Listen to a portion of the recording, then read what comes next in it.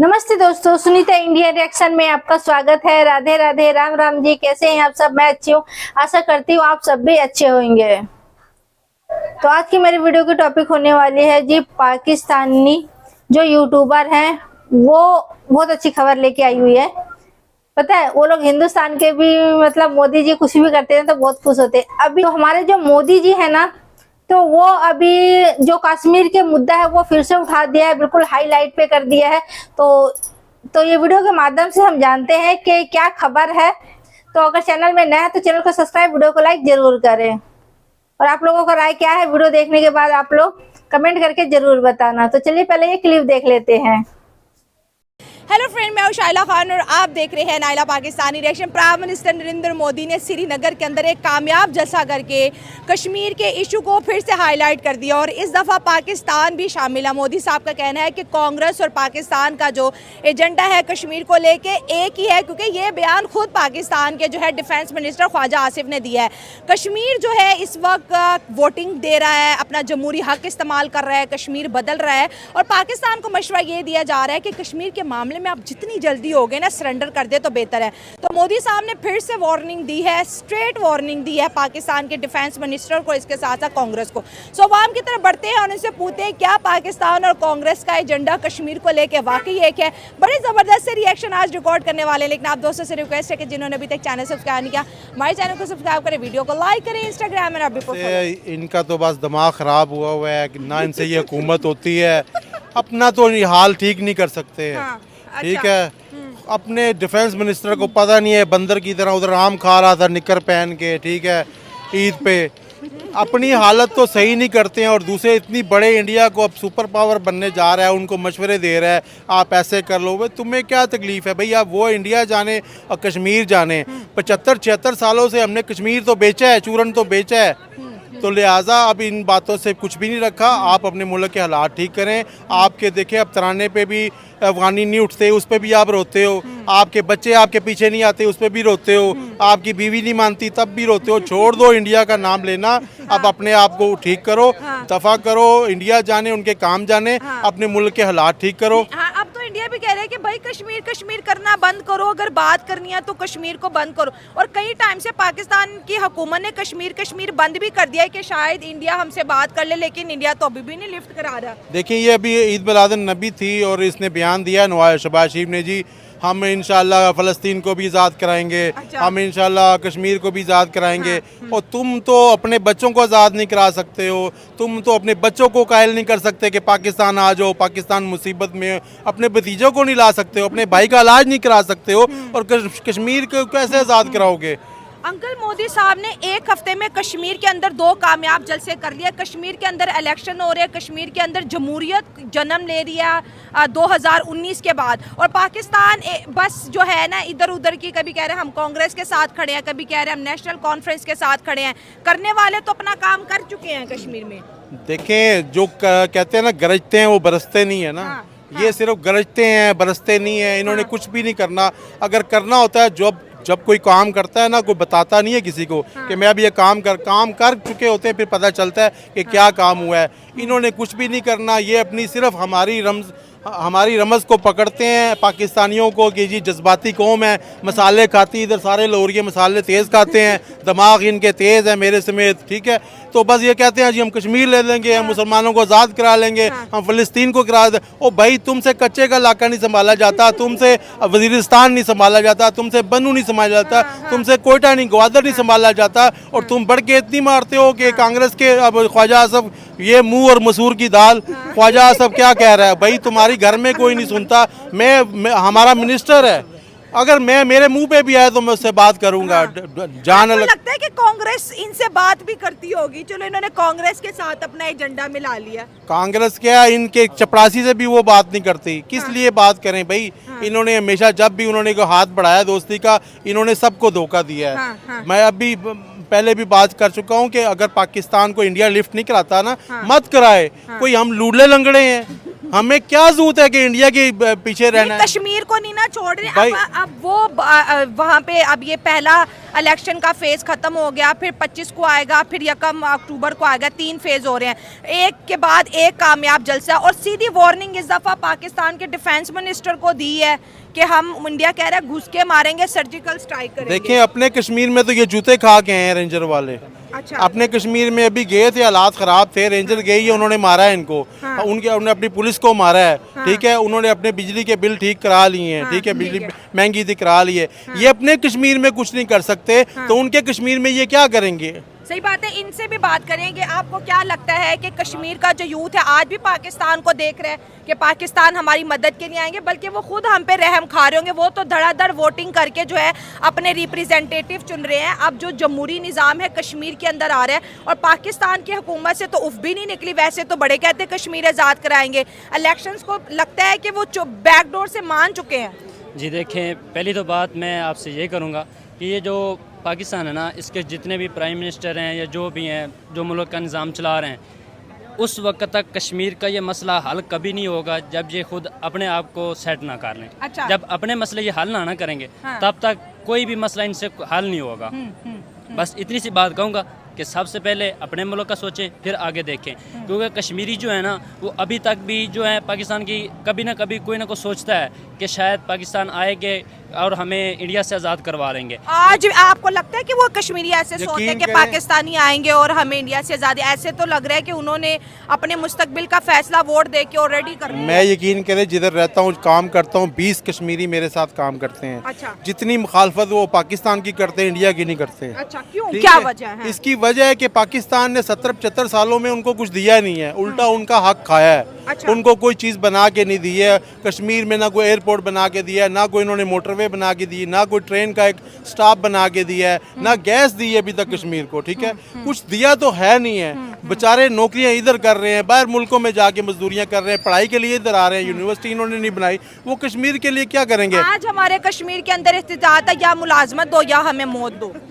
यकीन करें, अभी अगर हालात आ जाएगी, इधर कोई अदारा आ जाए, UN आ जाए, कोई अगर वोटिंग हो ना कि ये आपने किसके साथ जाना है, इंडिया के कश्मीर के साथ जाना है या पाकिस्तान के साथ जाना है, तो यहाँ के कश्मीरी बोलेंगे कि हम इंडिया के कश्मीर के साथ जाएं।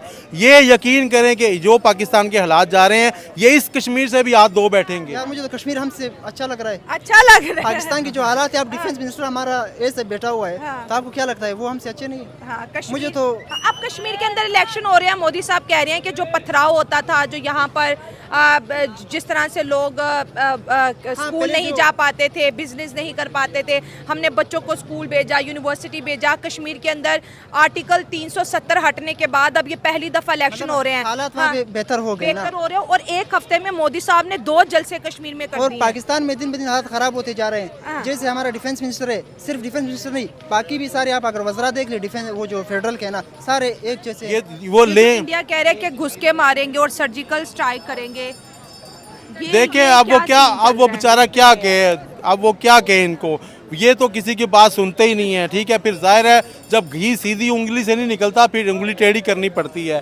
अब ये हालात ऐसे पैदा कर रहे हैं, ये जानबूझ के कर रहे हैं। ठीक है, कि ऐसे हालात पैदा कर रहे हैं कि वो हमारे पे कोई हमला करें और हम मजलूम बन जाएं। अच्छा। ओ जी हम मजलूम है, देखो इंडिया ने हमें फिर हमला कर दिया है, हम मर रहे हैं, पहले भी मर रहे थे। तो ये खुद पंगा ले रहे हैं, क्योंकि इनसे मुल्क संभलता नहीं है, इनसे कोई इदारा नहीं संभलता, ये अपना घर नहीं चला सकते, और ये सिर्फ बातें करते हैं, बातों से कुछ भी नहीं होने वाला। अपने आप को ठीक करें, इंडिया के मामलात में दखल ना दे। आपकी हमारी हैसियत ही क्या है कि हम इंडिया को उंगली करें या अच्छा। इंडिया को कुछ समझाएं? हमारी कोई हैसियत है? हाँ, हमारी दुनिया में किसी जगह हैसियत ही नहीं है, हमें कोई मानता नहीं है। हमारे पासपोर्ट को फेंकते हैं और हम इंडिया को कहते हैं भाई 5वीं इकॉनमी बन गया है। अब वो अपने बलबूते पे आए हैं, हमारे साथ आज़ाद हुए थे और वो कहाँ पहुँचे हैं कि सिर्फ उन्होंने सबका ख्याल रखा है, सबका साथ दिया है, सबको लेके चले हैं।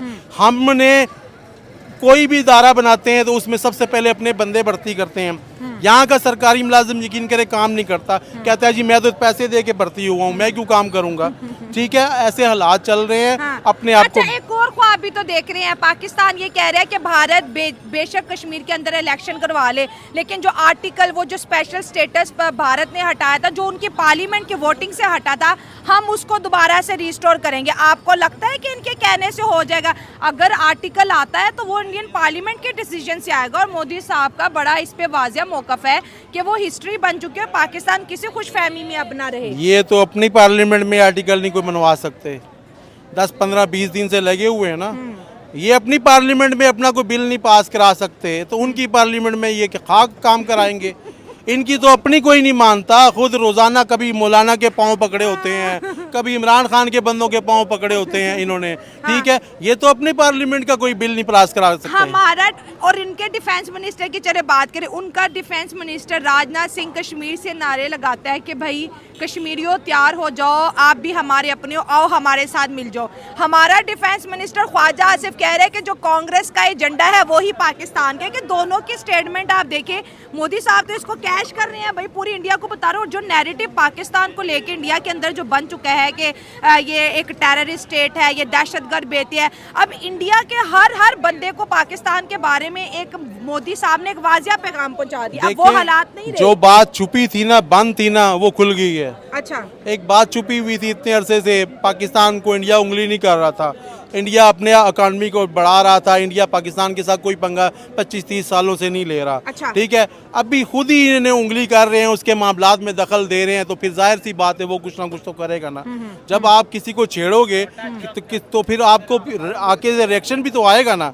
तो अब ये जानबूझ के छेड़ रहे हैं कि इनसे तो खेल तमाशा बना नहीं है ना, अब ये जान के बिगाड़ना चाहते हैं, फिर अवाम की हमदर्दियाँ लेना चाहते हैं। देखो जी, अब इंडिया हमारा दुश्मन है, अब हम नहीं होंगे तो आपको कौन बचाएगा। ऐसा कुछ भी नहीं है। पाकिस्तानियों, मेरे समेत सब सुधर जाओ, अपनी हुकूमत को समझाओ कि भाई अब ये आपका चूरन नहीं चलेगा, कश्मीर वाला को छोड़ दो, इंडिया जाने कश्मीर जाने।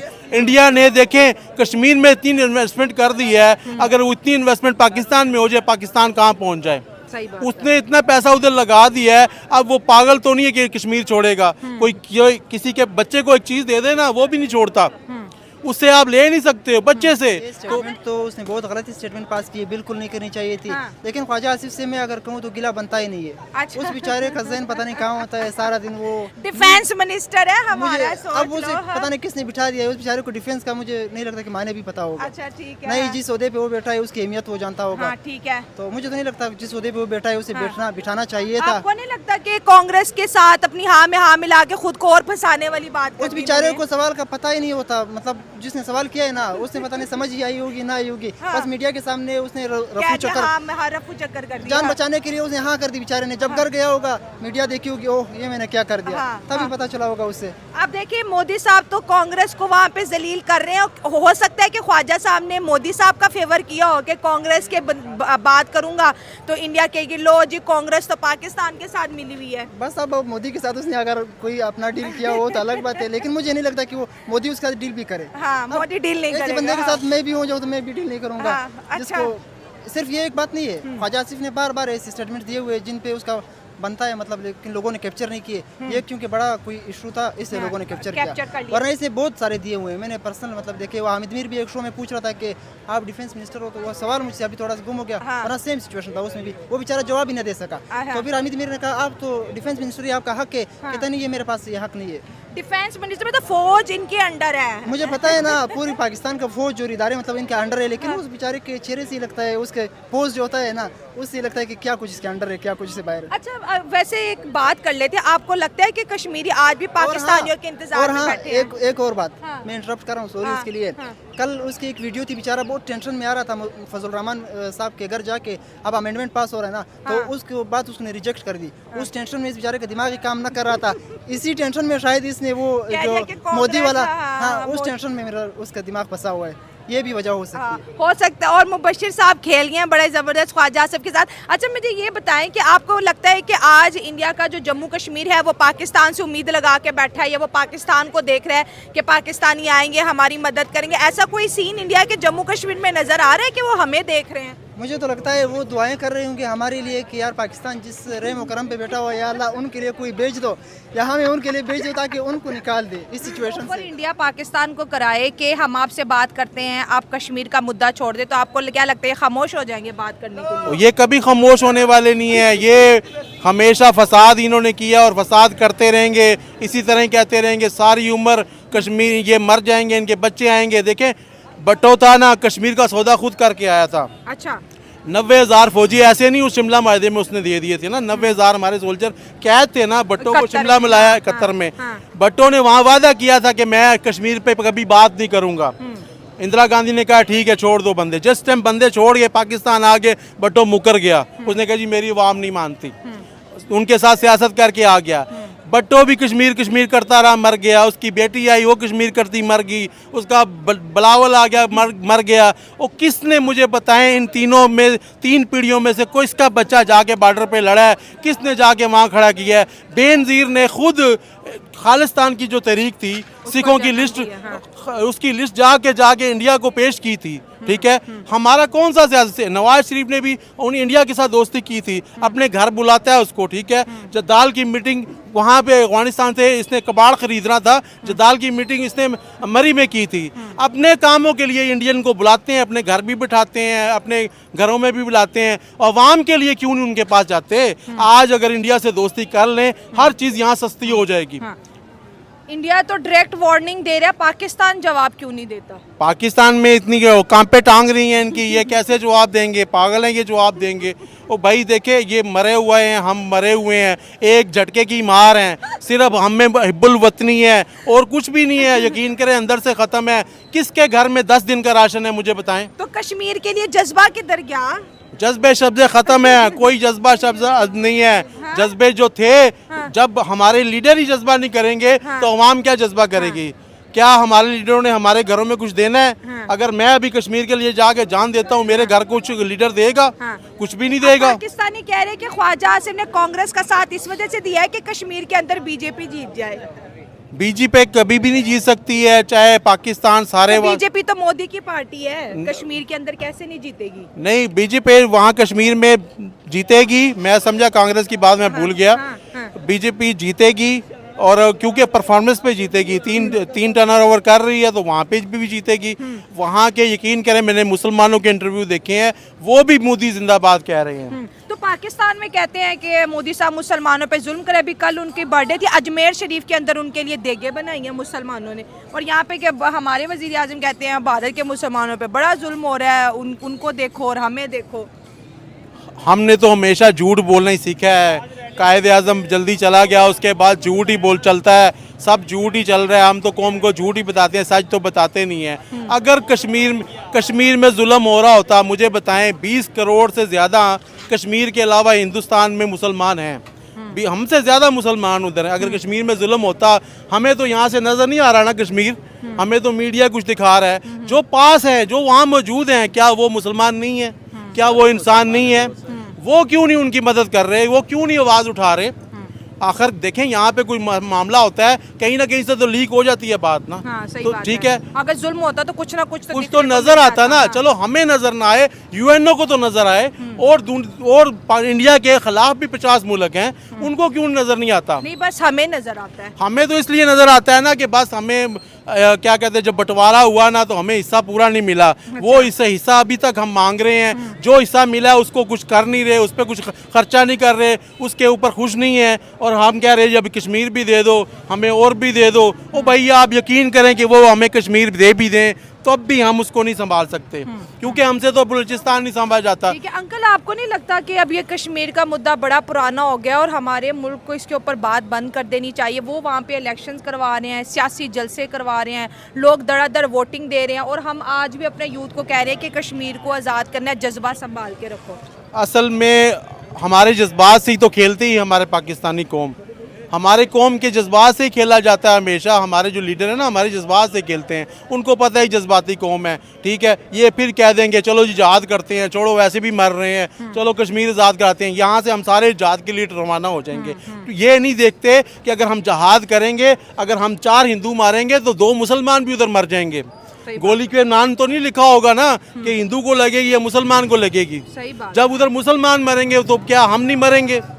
क्या इस्लाम इसलिए बना था? क्या नबी करीम सल्लल्लाहु अलैहि वसल्लम ने यह फरमाया था कि आपने बस जंगें लड़नी है और आप बेगुनाह को मारना है, बस फसाद से रहना है, अमन से नहीं रहना?